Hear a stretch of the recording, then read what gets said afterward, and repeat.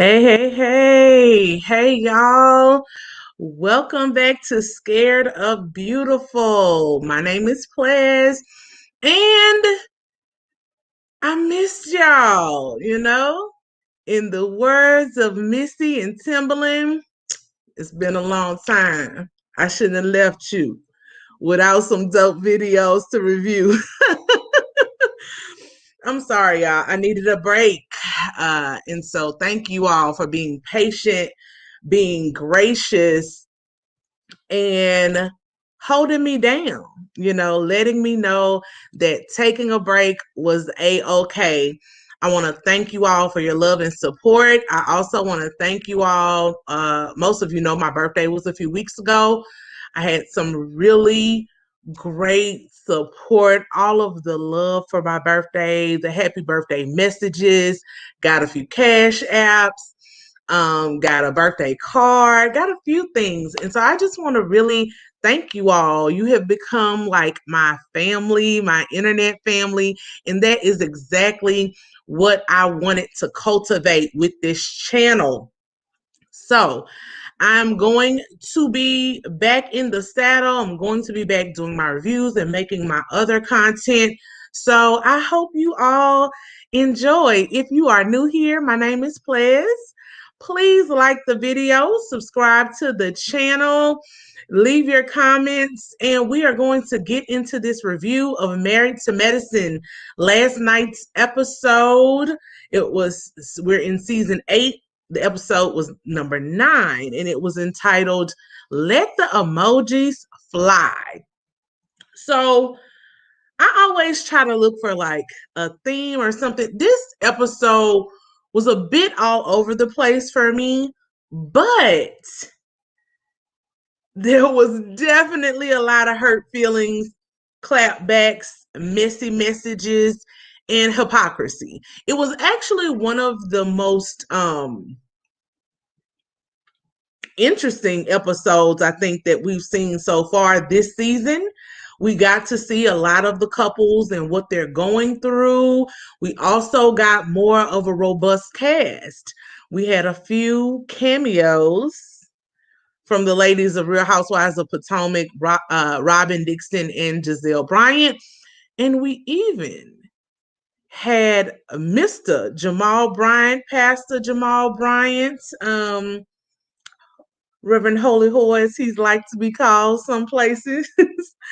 He showed up on the scene, which was so interesting to me because he was MIA other places, but he managed to show up on Married to Medicine. Hey y'all, I see y'all. Thank you so much for joining me. Tanya, hey, God's anointed daughter. Hey girl, I am beautiful. Thank you for that. I am beautiful. I'm doing well, but thank you. I was trying to say thank you for the compliment for calling me beautiful. Beverly Lattimore, yes, taking time for you is great. I need to do more of that. Yes, sis, please. Self-care is paramount. We have to learn how to take care of ourselves. So let's get into it. First, we see if you all saw last episode, the ladies were out at dinner and they left Miss Carrie Wells and Lisa Nicole Cloud back at the hotel because they were taking too long to get ready. So when the show comes on, we see the ladies talking in Heavenly. I'm telling y'all now, these are my opinions. Please don't get offended. If you do, oh well. People who know me and follow me know that I'm not a Heavenly fan at all. I will always give compliments when she does something good or right. I'm that type of person. Just because I don't like you doesn't mean I have to hate everything you do. But, last night really showcased a lot of why I don't really care for Heavenly. So she starts off at the table being messy per usual, and she calls Anila a Muppet. It was like out of nowhere. Like, what are you doing? Like, why? What was the point of that? So she calls Anila a Muppet, and she tells the confessional, well, I called her that because she looks like one. rude. And she acts like a puppet for Toya. She does anything that Toya tells her to do. Heavenly, some of us may say that you act like a puppet for Jackie. You know, we got to be careful when we're being hypocritical in these streets, throwing stones and hiding your hand. But baby, Miss Anila showed that she was here to play. She came for it. So she said, okay, you know, if we want to start calling names, would you like to be Miss Piggy? And it was wonderful because Heavenly's face just turned. She took her ball and she went home. She had nothing to say. Nothing. And this is why I always tell people, people know that I like Kenya and they're always like, how can you like Kenya? It's so funny to me because the same people that don't like Kenya like Heavenly. And it's so funny to me. But Heavenly often is for real a bully. But when someone claps back and puts her in her place, she tucks her tail between her legs and she runs along. So I loved it. I was like, Anila, and you can tell that her weight and her past looks, that's her sore spot. So Anila hit it where it hurts, and she completely deserved it because she started it. Tia Bia, thank you. Love your channel lip color tonight, please. Thank you. This is like my signature that I would normally wear when outside was open. It's just a darker pink with a lighter pink in the middle, a little ombre action. BJ says Anila is going in on Toya now. The real Anila is coming through. Look, friendships go through ups and downs. I'm here for any woman who asserts themselves, who stands up for themselves, and just because someone brought you into the fold doesn't mean that you have to automatically jump on the bandwagon.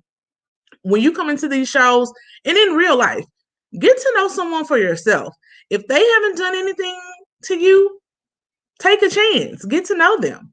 Back to the show. Carrie and Lisa Nicole show up. Carrie tells Heavenly and the whole table that it was wrong of them to leave them behind, and lets Heavenly know that Daddy is behaving himself back at the house. So Heavenly gets mad because she calls him Daddy, and it's like, look, girl, everybody who watches the show at this point should call him Daddy because you call him that. When you have pet names for your husband, leave it behind the scenes and let that be y'all's pet name. If you continuously call somebody something in public, sooner or later, somebody else is going to call him that too. And then you're going to be in your feelings again. So Heavenly was in her feelings yet again. She let Carrie Wells know that's not appropriate. You don't call my husband Daddy. He's Dr. Damon to you. And Carrie said, okay, girl, Dr. Damon Daddy is doing well. Again, I love it. I'm sorry. Anytime somebody gets Heavenly together, I like it. And again, she couldn't say anything. She just nothing to say. So next we see Robyn and Gizelle. They show up on the scene. Gizelle, I try to like Gizelle. Gizelle kills me, y'all. She wears a sequin everywhere she goes. She manages to show up with a sequin on. And Contessa, as they come in, Heavenly and the other ladies, Heavenly and Toya, talk about Gizelle, how they met her, how they know her. And Heavenly says that she likes Gizelle because Gizelle is a straight shooter. Yeah, no, I don't know how or why she said that or thinks that. Gizelle is not a straight shooter. Has not, nor has she ever been. I really worry sometimes about Heavenly's judge of character. Robyn and Gizelle, poor Robyn, it was like Robyn wasn't even there. No one said anything good about her. Contessa, as they sit down and they get dinner started, she compliments Gizelle on her husband, Jamal and how he spoke at the March on Washington rally, how he really moved her. And Gizelle corrects Contessa and lets her know, well, he's not my husband, he's my ex, and that they are reconciling, but they are not engaged like Juan and Robyn. So, Gizelle tries to be a good friend. She, you know, directs her back over there to Robyn. And so then Robyn goes to talk about how her and Juan were married, they got divorced, they worked on their relationship, and now they're re-engaged. The guys, they flip over to the guys getting together. The guys are getting together while the ladies are out at dinner, and Dr. Damon lets the guys know that Pastor Jamal Bryant is showing up. It was so funny to me how production does these things, right? They are so shady. When Jamal walked in, they titled him as Gizelle's ex-husband and her current paramour. Yeah. Mm-hmm. No one believes that. No one believes that. We already knew the deal last season on RHOP. And yeah. No one believes he's her current paramour. The lies and garbage. Bravo. Lies and garbage. Please stop perpetuating that BS. The ladies, they flip back to the ladies at dinner. Contessa starts talking about infidelity and cheating. I don't know what um Contessa is really getting at here. I don't know if I couldn't get a good read on her last night. I don't know if she really thinks Scott is cheating or if she is just pushing this narrative along to create some drama within their storyline. She starts talking about midlife crisis. Lisa asked if any of their husbands had been through a midlife crisis, and Contessa says, like, yeah, I actually think this is what Scott is going through right now. I saw his comment. It was filmed over a year ago. No, ma'am. This was filmed last August in September. So that wasn't a year ago. And they, so just want to get our timelines right. Everything that they're showing was from COVID, which was just 2020. So we're not back in 2019. This was all filmed last year. The March on Washington happened in August. So that's when this show was filmed. But she does make a good point. She says that men don't cheat because of women, they cheat because of themselves. They were asked if, well, man, is Scott cheating? And she says she doesn't know. She prays that he's not, but men are looking for things that are unattainable, things that are outside of their wives, even maybe outside of themselves. And I really want to say that I got what Contessa was saying at that moment, but we should know that goes for anybody, man or woman. No one cheats because of you. They cheat because of themselves and what they're going through. You can say, oh, my wife isn't doing this. Oh, my husband isn't doing this. But ultimately, it's your decision whether you cheat or not, because you have plenty of options. You can try therapy. You can separate. You can divorce if they ultimately are not meeting your needs. The men go back and they're playing cards and dominoes. Damon doesn't know how to play. As a woman from the South, the deep South, from Mississippi, grew up in Louisiana, went to an HBCU. It's always very funny to me when I meet Black people. And I know Black people aren't a monolith before y'all get on me. Please, Black people ain't it's just very interesting to me when I meet particularly Black men who can't play dominoes or spades. No offense, but I'm often like, who raised you? You weren't raised right. I believe in code switching, y'all. I believe in being a well-rounded person. And I can run you off a spades table, but that's neither here nor there. So I was sad that Damon did not know how to play. Like somebody failed him somewhere along the lines at Mahari. The men are talking about what they felt when they met their wives. Damon says he knew that Heavenly was different, but he didn't know that she would be his wife. Heavenly got all offended about that. But yeah, some people know, but like Damon said, I mean, I hadn't even talked to you. I had to get to know you. And honestly, Heavenly already admitted a few years ago that she trapped that man by getting pregnant. So I don't really know if it was that's my wife at first sight. But because of how Damon is and the issues that he had with his own father, once she was pregnant, he was like, this is what I have to do, because he didn't want to raise children and not be in their lives like his father did. Then we get back to the ladies. Contessa is going on about how Scott may be in this midlife crisis. Toya tells Scott, excuse me, Toya tells Contessa that Scott should talk to Eugene, and then she goes through what we saw a few episodes ago with Eugene taking these testosterone shots. She even went into his numbers and how he had an issue with low libido, and it turned out being a low testosterone issue. Contessa in the confessional as a doctor is like, that's TMI. You really didn't have to give me that much of that man's business. And I have to agree with Contessa on that. So even when you're real, right? People are like, I love Toya because she's so real. You can be real and still have discretion. You can be real and still have tact.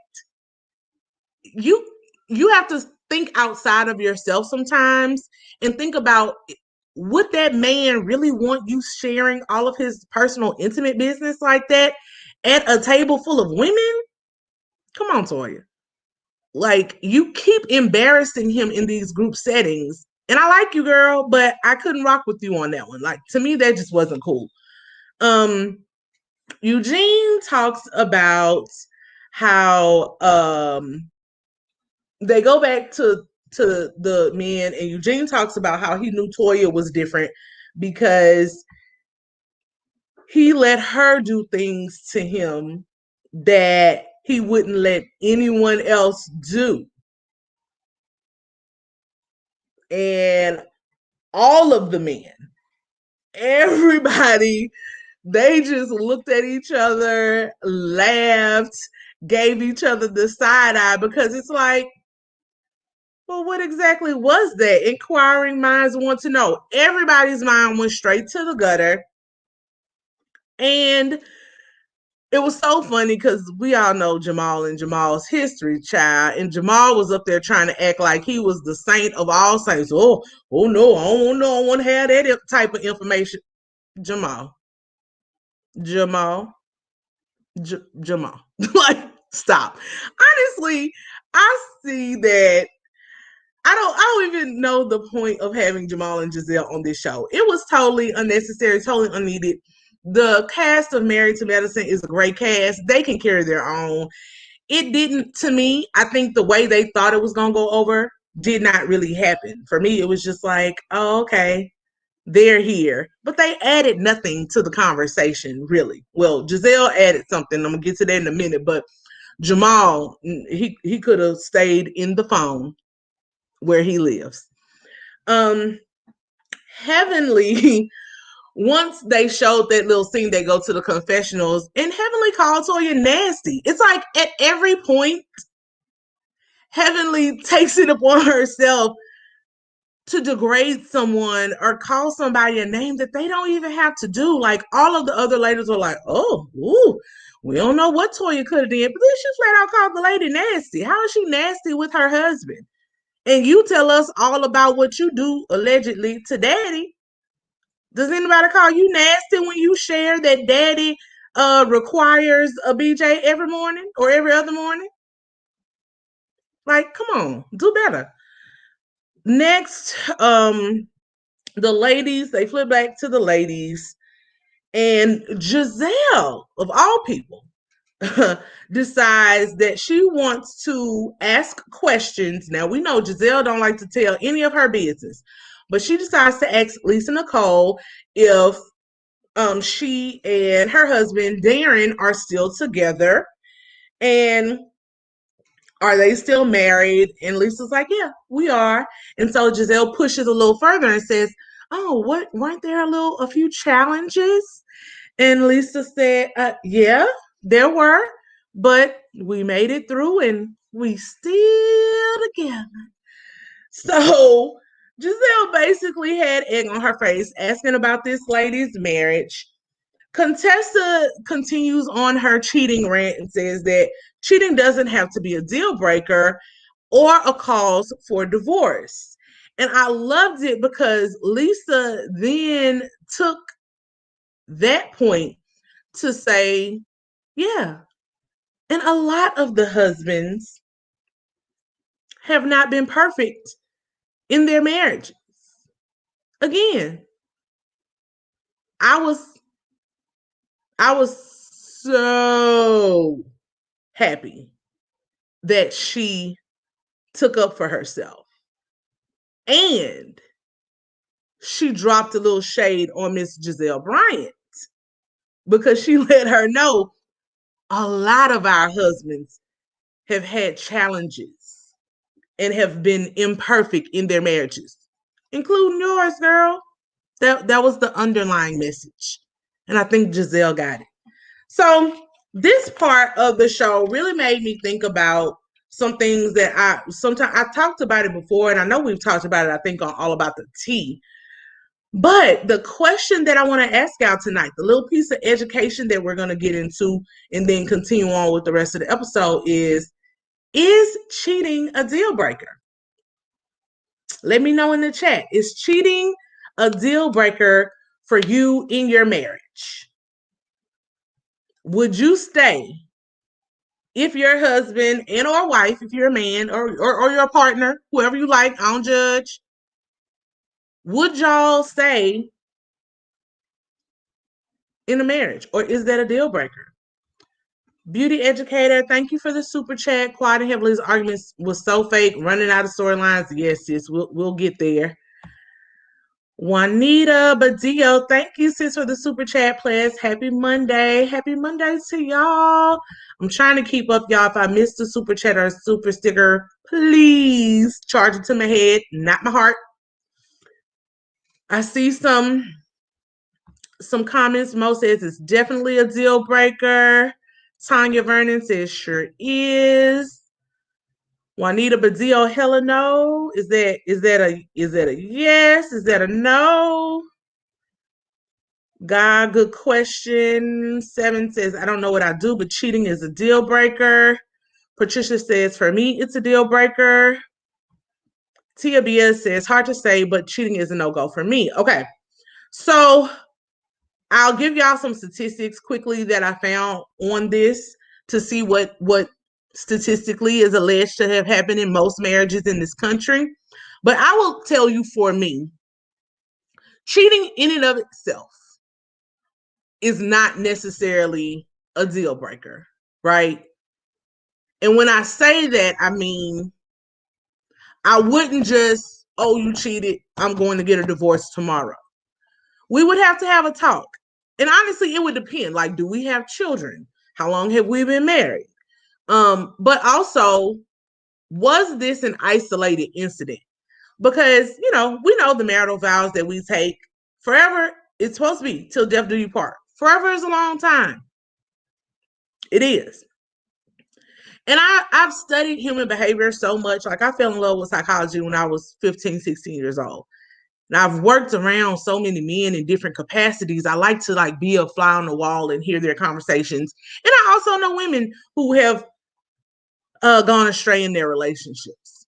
So sometimes it does be, it's complicated, and not in the sense that it was the other person's fault, but the ultimate decision lies with the cheater, right? But there are things that lead there. Now, for some people, it really is I felt neglected or we weren't seeing eye to eye type thing. But unfortunately, for some people, it is just it's their nature. It's in them. And that is where the difference lies for me. If it was a single incident, and depending on how it is presented to me, if he's honest with me, there's room to talk. If I find it out on my own and I confront him and he is honest with me, there's room to talk. If I confront him and he lies, probably not. If I suggest counseling or some way for us to work on our communication, and he says no, then I got to go see the divorce lawyer. If if he's not open to talking about it and being honest and exploring these feelings and how we got here and how we can get better and are actively working on it, that's a problem. And so for me, that then would be the deal breaker. But the actual act is not necessarily a deal breaker. Now, if it's somebody who is habitual, someone who, I'm catching them every 6 months, then nah. You should have stayed single, boy. I mean, homeboy. Like, So for me, it's a bit nuanced. But here are some things that I found. Let me make it a little bit bigger for y'all because the writing is kind of small. So is cheating a deal breaker? One of the first questions that was asked was, what percentage of married men cheat? According to the Institute for Family Studies, about 20% of married men report cheating on their spouses. Now, if a bunch of guys are watching this, I'm sorry, y'all. I'm a woman, so I'm presenting it from that perspective. Men in all age groups from 30 to over 80 are more likely than women to be guilty of infidelity in a marriage. Married men report their highest rate of infidelity in their 70s. Y'all, as a single woman, that is so depressing to me to read. Like, when do you stop? Like, your highest rate of infidelity is in your 70s? Or is it that you didn't feel comfortable answering this survey until you were in your 70s because you felt your wife was too old to reprimand you? I just can't believe that it's 70-year-olds out here getting it. Although I know there are, because actually one of the highest rates for sexually transmitted infections and diseases are senior citizens, because they feel like they can't get pregnant anymore, so ain't nobody out there wrapping it up and all kind of things. Anyway, Black men report cheating on their wives more than Hispanic or white men. Another depressing statistic. An ongoing online survey about cheating at TAD shows that men are more likely to report cheating on their spouse multiple times. And married men are about 25% more likely to report having one-night stands than women. Shay Nicole says, I believe it is a higher percentage than 20. Absolutely, sis. I do too. However, this is often the issue with different psychological studies. The people are self-reporting. So you kind of have to take what you get with those types of studies. So next, is cheating a deal breaker? When we really get into it, what the statistics say. While adultery is no longer a deal breaker in many marriages, infidelity is still one of the top cited reasons couples decide to get divorced. According to the American Psychological Association, infidelity in the United States accounted for 20 to 40% of divorces. According to a study published by the National Institute of Health, one partner in 88% of couples studied cited infidelity as a major contributing factor. So even if you reverse engineer this 88% versus the 20 that said it, you could hypothesize that the actual number of people out here committing infidelity is way higher than 20%. The vast majority of couples from the NIH study who divorced only had one partner share infidelity as a major issue.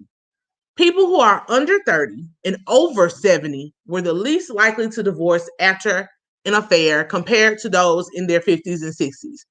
And I think that's kind of commonsensical. When you're under 30, you kind of are young. You want to try to give it another go, figure it out. Also, we allow more in our younger years. We allow people to make more mistakes. We try to believe that they'll change, blah, blah, blah. Over 70, you're over 70. It's like, what else am I going to do? Where am I going? So I can see that being an issue.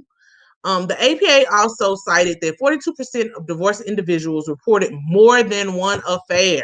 Ugh. In a Gallup poll, researchers noted that more than half of partners say they would leave their spouse and get a divorce if they found out their spouse was having an affair.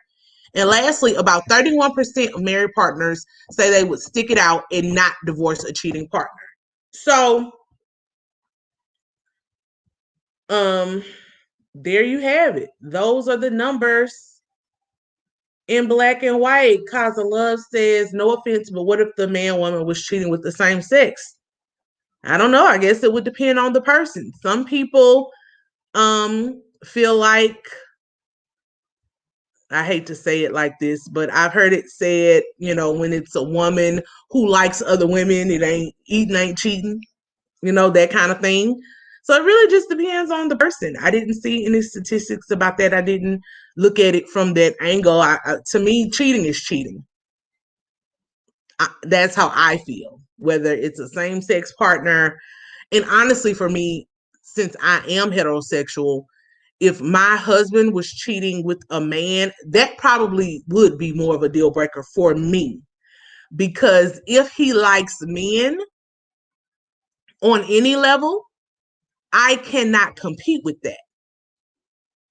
There was I'm getting a little bit off topic here, but there was an episode a few years ago, maybe a year or two ago, on Insecure about that, about how hypocritical it is that people allow women to be bisexual or bi-curious, but when a man says, oh, I had a same-sex experience, women no longer want to date him. And for me, again, it's, if that is what you like or you were curious about or interested in, I can't fundamentally offer that. Like, I can't. I can't do whatever that man is doing for you. Whatever itch he's scratching, I am not genetically engineered to handle that. So for me, that will be a no-go, because even with counseling and things like that, I would be constantly wondering in the back of my mind, does he miss whatever he was getting from this man? So those were some general statistics, right? But if we even look at the couples on the show, to our knowledge, those who have been open with their marriage, there have been 4 couples on the show who have faced infidelity. That was Mariah Huq and her husband, Dr. Jackie and Curtis, Quad and Dr. Jesus, I can't think, Dr. G, and I'm missing my last person. Mariah.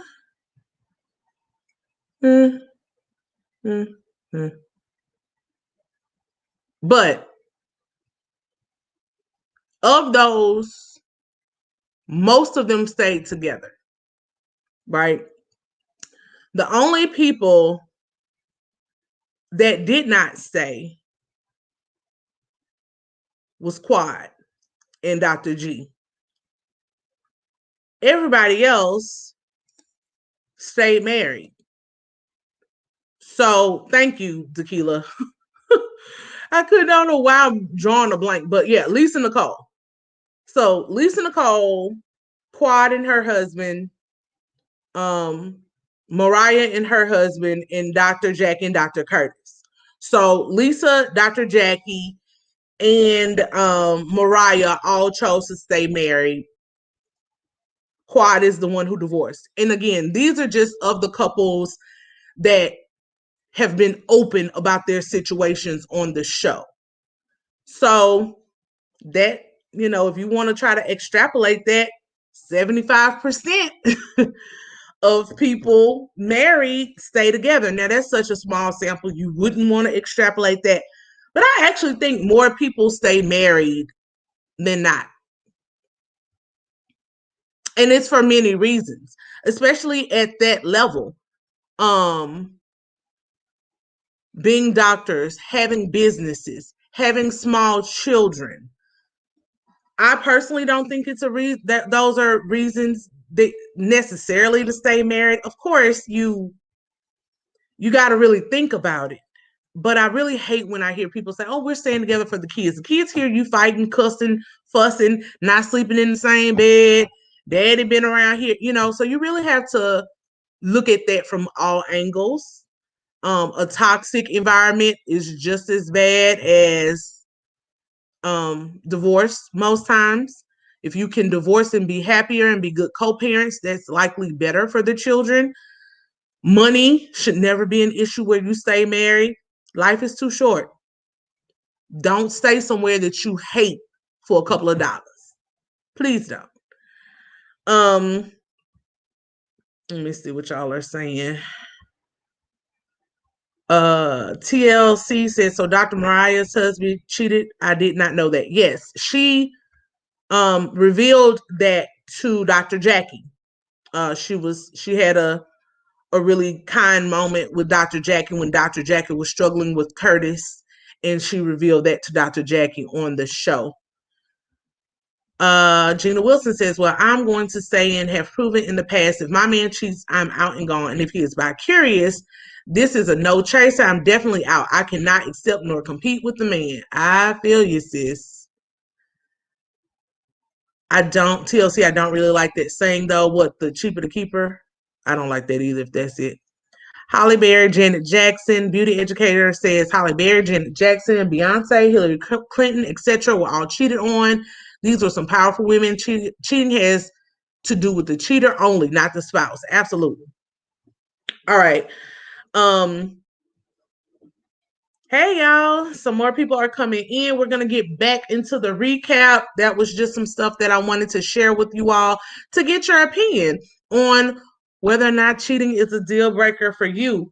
Next, we see Simone the next day talking to Cecil about Scott and Contessa's marital issues.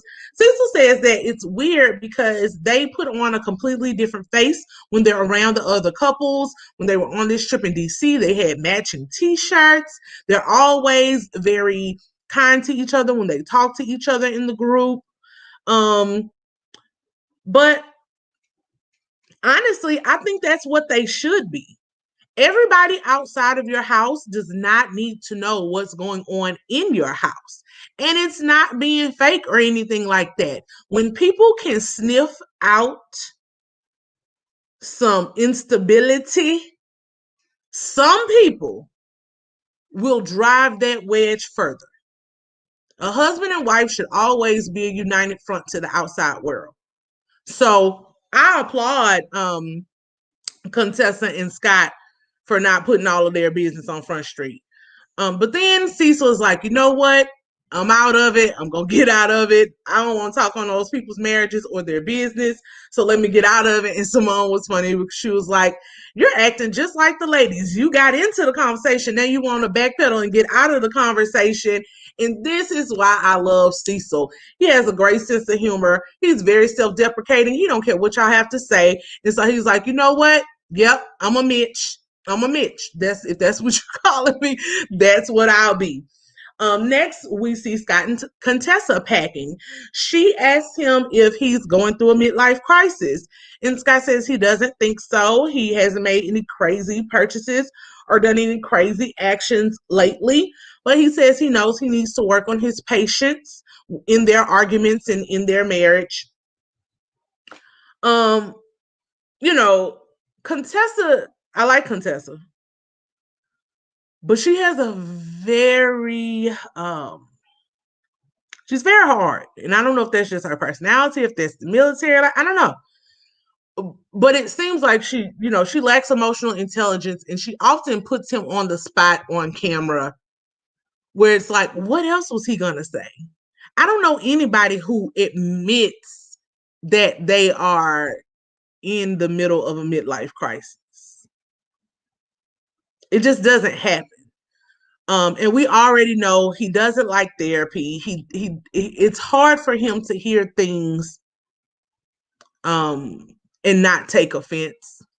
And so unfortunately, I think they kind of feed each other's negative side. And it's hard to watch for me, honestly.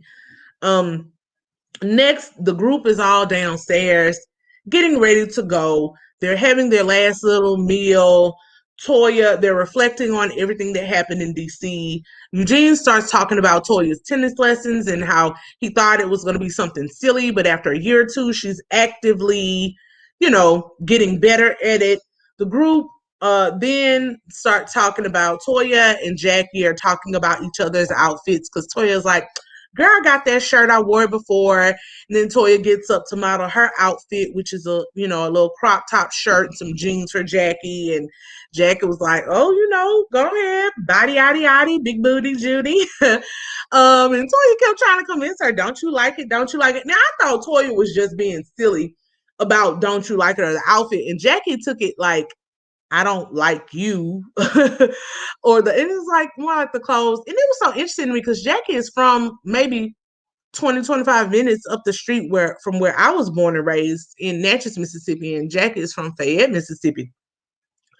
Where I'm from, I was my aunts and mama and sister and everybody. If you see a big fine woman, she a big fine woman. We compliment women all the time, and we know that it's nothing sexual. If you look good, girl, you look good. If you got big legs, you got big legs. Like, it was so weird for me to see Jackie so uncomfortable. Like, I'm strictly, and she wouldn't say the D word. I'm strictly. I'm like, Jackie, get over yourself. The girl know you don't want her. She's just saying, do you like, what you see, my outfit, how I put it together. Anyway, they get back. Jackie goes back over to the table with Curtis, Damon, and Heavenly. And again, Heavenly shows me, gives another example of why I can't stand her. Jackie gets back over there and she tells Jackie to leave them in their ignorant ass conversation. Like, why? Like, where did that come from? Like, Heavenly acts as if she doesn't have ignorant conversations. Every conversation is not going to be, oh, we came for the March on Washington and we had such a wonderful time. And oh, we're doctors and we're humans. No matter what profession you are, you're human at the end of the day. So Toya and Jackie comparing outfits and fashions was not an ignorant ass conversation. It was just rude again and another way to put somebody down. Like, what are you doing? Ugh. Like, I don't see how people like her or want to be around her.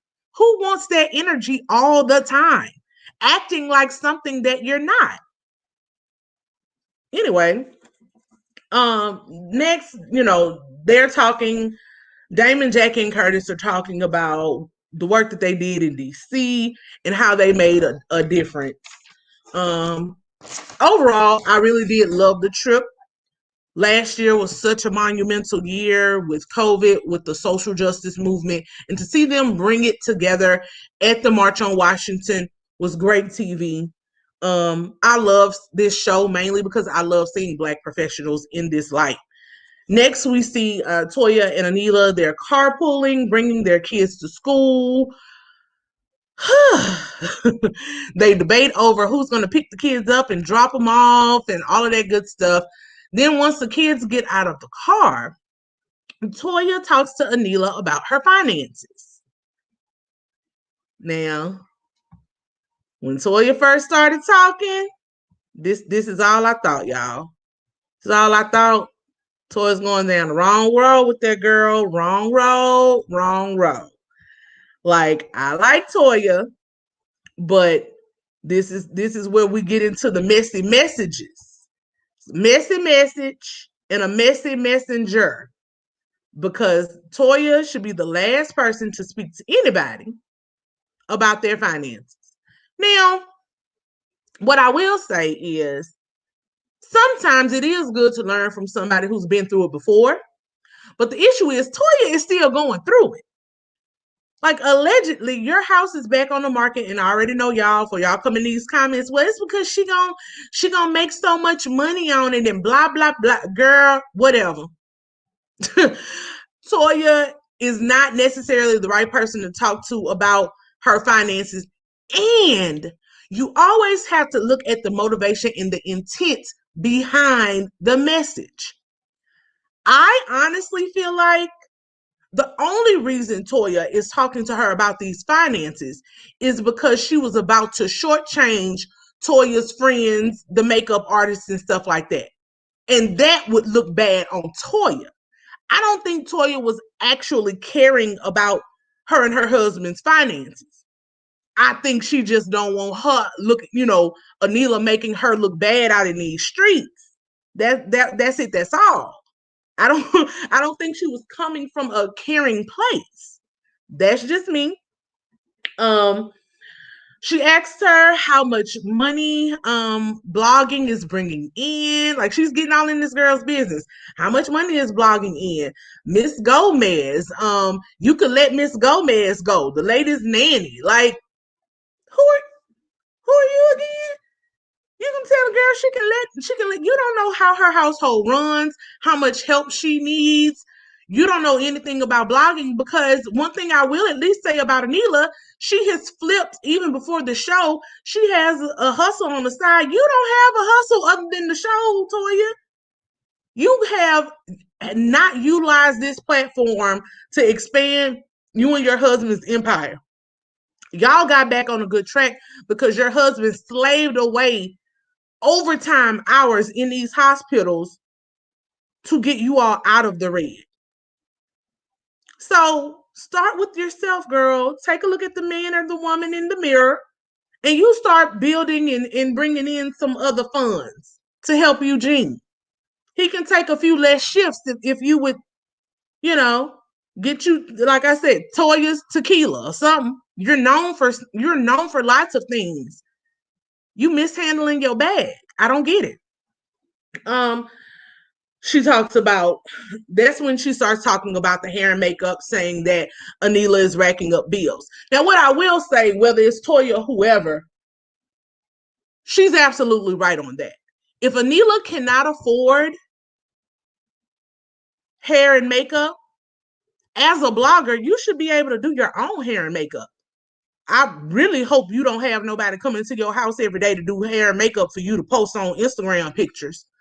So you should be able to do your own hair and makeup to the point. If not, girl, when I was graduating law school and I knew being a professional was part of presenting part of being a professional was presenting a good polished face.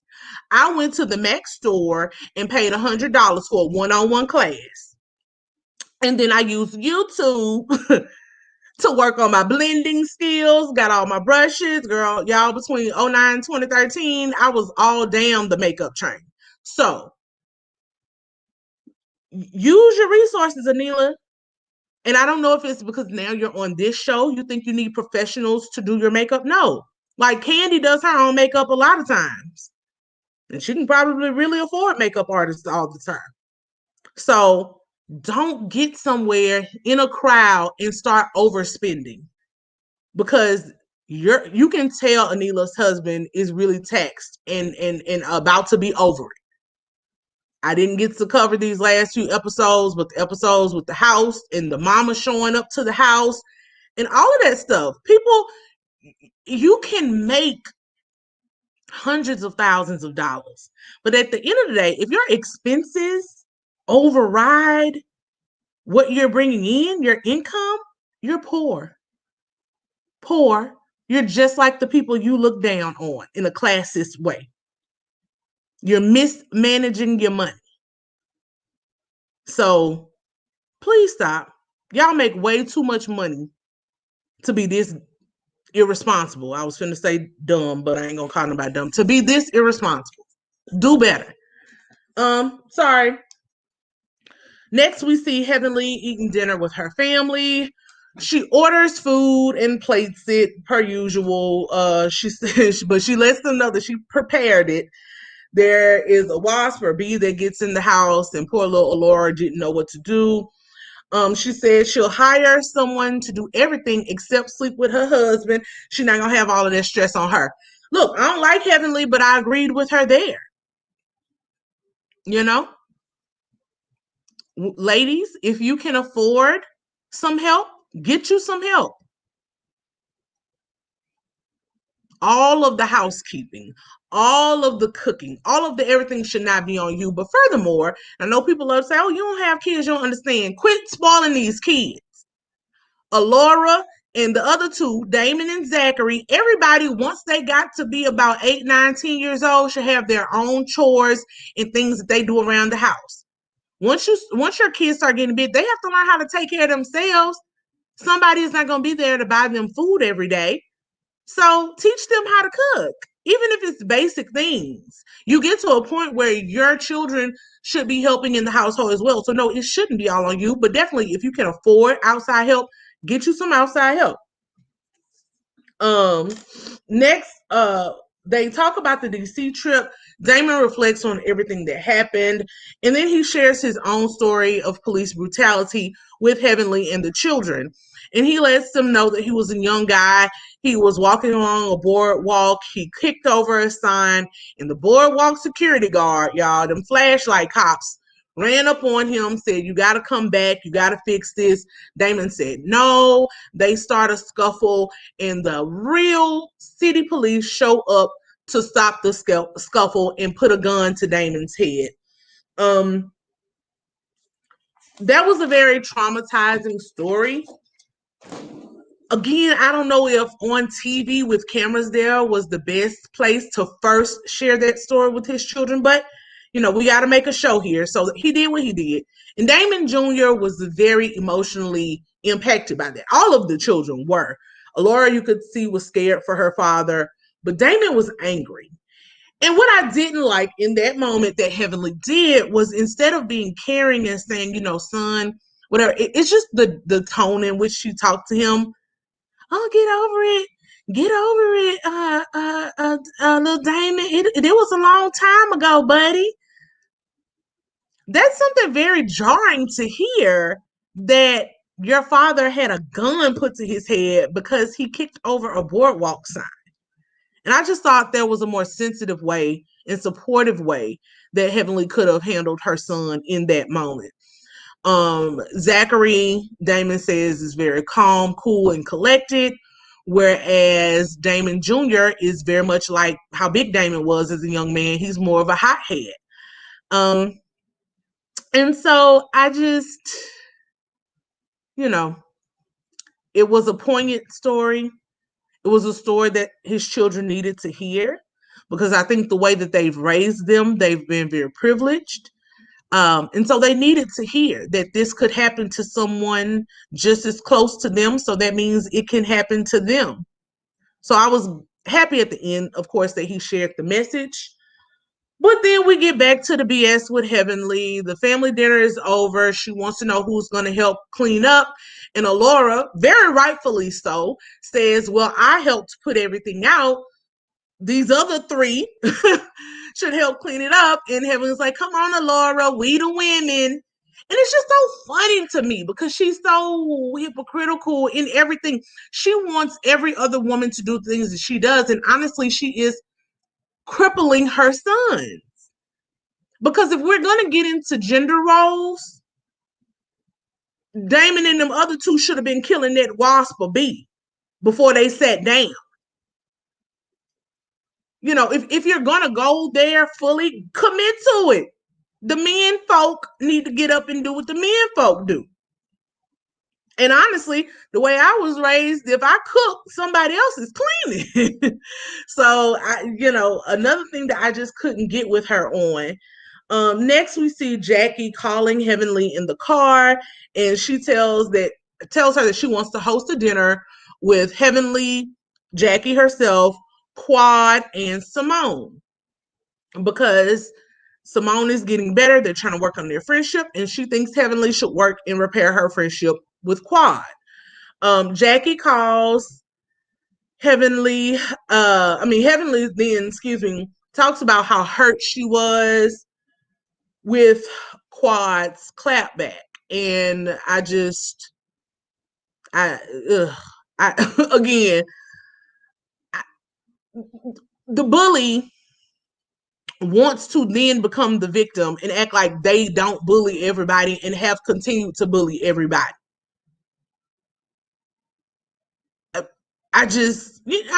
Okay, everybody's entitled to hurt feelings, but the way she responded with the hurt feelings again shows you how much her weight, her body is a trigger for her.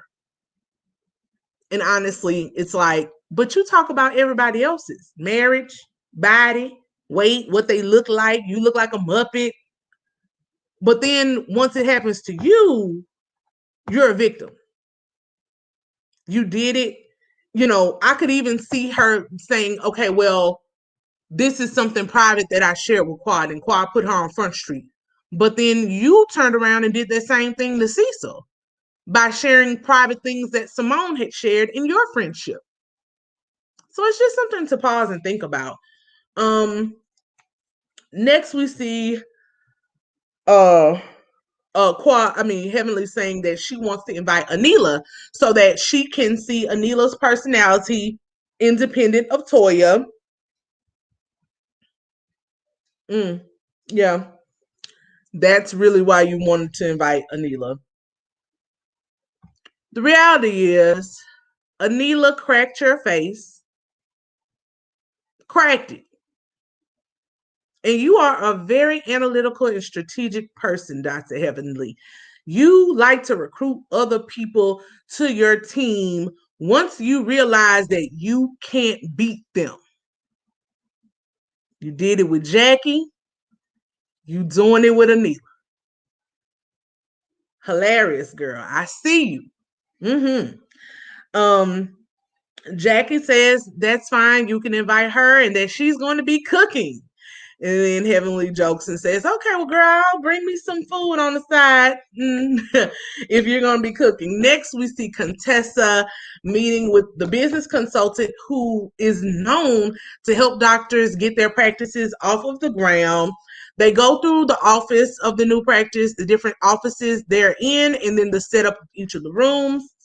She tells her that Scott doesn't want to help her and doesn't even want her to hire an outside billing source and didn't want her to hire the business consultant. Next, they show clips of Scott and Contessa where Scott was suggesting that she wait to start the practice. And then they show her with Contessa's dad, where Scott apparently, before the shot came in, was bragging about the new practice and how they're going to be setting it up. And Contessa is reminding him how much he didn't want her to do it. So again, this is something where I think Contessa is just missing the mark. In any relationship, no one likes an I told you so type person. You might do that the first time, like, oh, you're proud of me. Remember, you didn't want me to do it. But you don't keep doing that. And for some reason, I think that's what she's doing. And that's why when you really look at Scott, he's always super irritated, right? It just, I think she's misstepping there really bad. Like, quit talking to, she's talking down to him, and it's just not a good look. And reminding him in front of people what their arguments or discussions have been behind closed doors. He may be less of a risk taker than her. And I think he is. He seems to be very traditional and want things the way he wants them. So it's like every time she does that, especially in front of another person, he gets angry and embarrassed again. And she's not reading it. Like when they showed that scene with her and the dad and him, he's like, it doesn't matter if he didn't initially believe in you, Contessa. Although, I mean, it kind of matters, but y'all gotten past it. You're building it now. And now he's proud. So, like, embrace the fact that he's proud now. and quit reminding the man of what he didn't do. No one wants that. Like, that gets irritating to anybody, male or female. Next, she talks about how she tells the business consultant how she thinks she can compartmentalize her work and her marriage, but the ulcers that she's getting is telling her something different about how she lets her know how her and Scott worked together before, how they would have knocked down, drag out fights in the car, but then when they got in the building, it was all business. So she's letting us know, going back to Simone and Cecil's point, this is what they do. This is what they've been doing, arguing and fighting, and then they put on a happy face when they have. She asks the business consultant about the staffing of the group, and she asks her not to hire anybody that is super attractive for the front desk. She says she does not want to tempt anyone. She doesn't want like an entanglement. She doesn't want an entanglement. She doesn't want Scott to have an entanglement either. Then she says that she wants to focus mainly on part-time employees because she wants to be open on the weekends. Girl. Contessa, you want to focus on part-time employees because you're cheap and you don't want to pay benefits. Let's normalize not treating like business is business. But for me as a Black employer, you should want to offer people quality jobs. And everyone knows when you have a part-time employee, you don't have to pay them benefits. And it's just less security. So to act like you want these employees, you can be open on the weekends with full-time employees as well. You just stagger their schedules. Or you hire part-time people for the weekend. But girl, no ma'am. I see you. Next, we see the dinner that we've been waiting for at Dr. Jackie's home. Dr. Jackie is talking to the chef so she can lie and say that she cooked. Heavenly then picks up Anila. We see that they actually rode together, right? Hold on. I see y'all in the comments asking, did Contessa actually pass the state board? I don't know. I don't know nothing about Georgia, and I'm not going over there to check it out. I'm not that interested in it. But if y'all figure out, let me know. But yeah. So Heavenly picks up Anila to ride together. Again, God, Heavenly is full of crap. Like, girl, you had to pick her up too? Stop it. Heavenly tells Anila about her issues with Quad and everything that happened with the emoji gate on Instagram. Anila has never met Quad, and Heavenly again just talks about how hurt she is. Anila goes to the house. She brings Jackie some wine. Such a hospitable guest. Heavenly bought nothing. And Simone embraced Jackie when she shows up and she compliments her home. Simone is shocked to see Anila there with Heavenly, as we all are. And she asks Anila if she told Toya that she was coming and with Heavenly. And Anila says, yes, I believe I can have friendships with everyone. And Simone says, yeah, girl.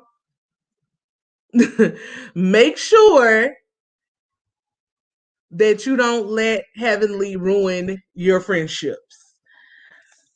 I'm here for it. You know, Heavenly is just trying to drive a wedge as she always does. Next, we see Quad come in. Quad comes bearing gifts. And she has peach Ciroc for Simone. Simone is very happy and elated to receive her peach Ciroc. She has Crown Royal for Heavenly and then water for Jackie. Very appropriate gifts. Next, Jackie shows us her house remodel. She spent $425,000 renovating her home. It was a gorgeous home. Next, Heavenly um says it was so funny, y'all. In the confessional, they're talking about Jackie's home and the renovation, and Heavenly says, "Yeah, I'm sure that was all um, Jackie and Curtis had no input on it." And then she says, "Well, it should have been that way because it was all Jackie's money." And then she said, oh no, little baby, make sure you edit that, take that out. Oh, Heavenly, you are not, we all know about this whole drama between Portia and Ken and Candy on Housewives of Atlanta and this alleged scene that got deleted.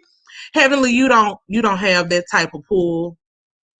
You don't have that type of pull. They were not deleting that scene. In fact, they kept it and showed you asking them to delete it. It was hilarious. It was a laugh after laugh with me on this episode because she even finds a way to insult her friend. Next, we see the food shade from Quad.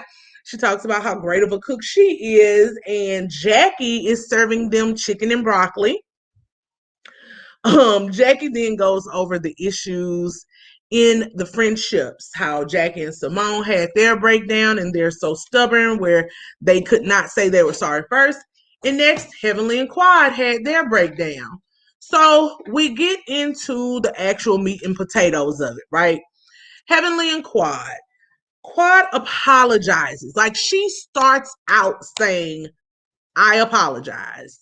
She apologizes, says that she misread the emoji. She has an Android. Between Androids and iPhones, the emojis read differently. The emoji was the cover mouth, hee hee, type, like, and Heavenly said she meant it as a ooh girl with your butt out. Quad says she read it as like over your nose and your mouth, basically calling her stinky. Heavenly gets immediately defensive, says she was super hurt, and that she doesn't like Quad's tone. Now, y'all, the audacity, or in Spanish, you see what it is. K audacia. Like, for real, Heavenly, you don't like somebody's tone. Come on, sis. So it immediately devolves into them cursing each other out and Heavenly calling her the B word over and over and over again. Even though Quad opened it up and said, I misread it, my bad. She couldn't hear none of that. She went straight to F you, be this, be that. No couth, no home training. Trash. I said it. I don't like her. It is what it is. Then Heavenly, which she did make a good point. She asked Quad, was she done? Quad said, no, I'll let you know when I pause. And then they show this thing where Quad never lets anybody else talk in these different confrontations she's had over the years. Jackie calms them down as usual. She gets in between, starts talking to them about anger, everything that we're carrying with us and feeling with us with COVID and everything that was happening with social justice last year. So she gets them to calm down. Quad is finally able to finish talking. She again apologizes and admits that she misread the emoji and she misread it and she went in. She let have all over Instagram, but she apologizes and said that it was her bad, it was on her. However, she was like, you also hurt me too. You hurt me by insinuating that my butt was fake. Heavenly says, well, I do think it's fake. It looks nice, but I think it's fake. And that's no tea, no shade. Girl, it's always tea and shade when you tell other people that you think your friend's butt is fake. Even if you think that as a friend, keep it to yourself. Jackie says that they both need to apologize. So finally, Quad and Heavenly get up. They go meet each other halfway at the table.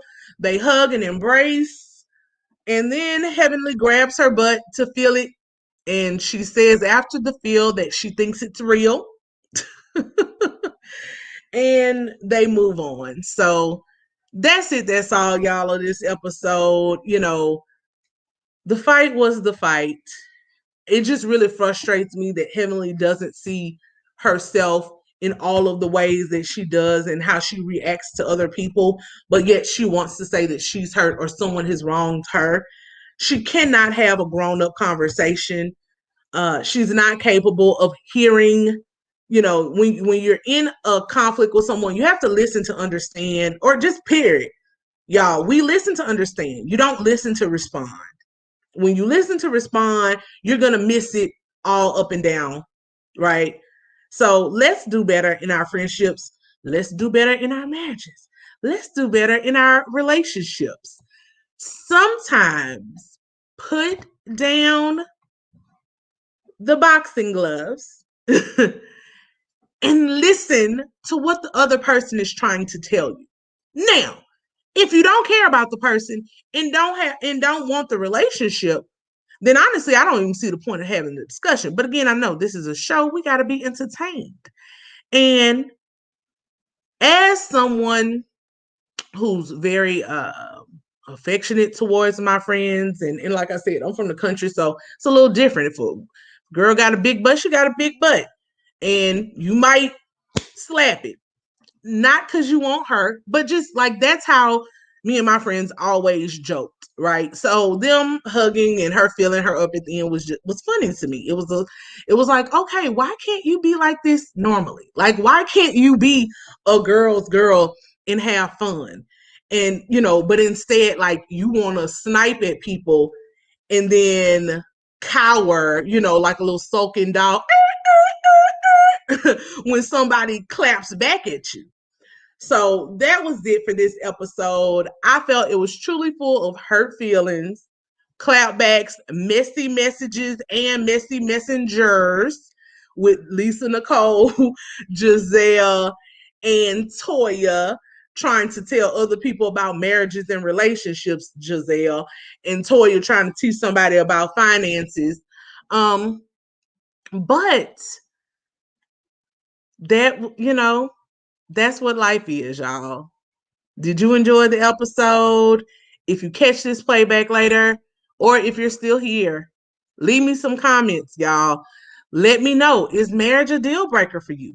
Do you think it's more than 20% of marriages that actually end in marriage? 20% of marriages end because of infidelity. Do you think Quad and Heavenly's makeup will last? Do you think Anila is spending too much money? It's a lot to think about. I'm about to head out. Sorry it went so late. I'm rusty, y'all. So I missed you all. Thank you for coming. I see a couple more. Thank y'all so much for the support in the super chats. Olympia, thank you so much for the super sticker, sis. Let me see. Salima, I hope I'm saying that right. Daniela Wade, something is missing this season on Married to Medicine. Of course, sis. Her name is Mariah Huq. But please, y'all, like the video. Leave me some comments.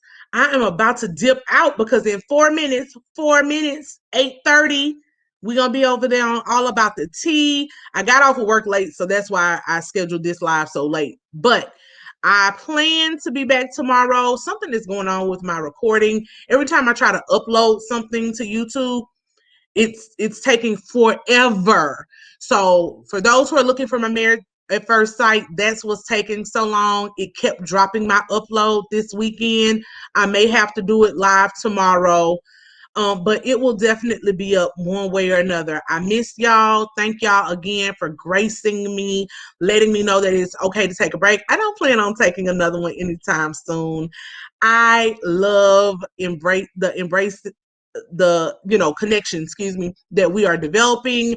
I want to share more with you all. I want to get a little bit away, still reality TV stuff sometimes, but all of the things I told you about in my welcome video.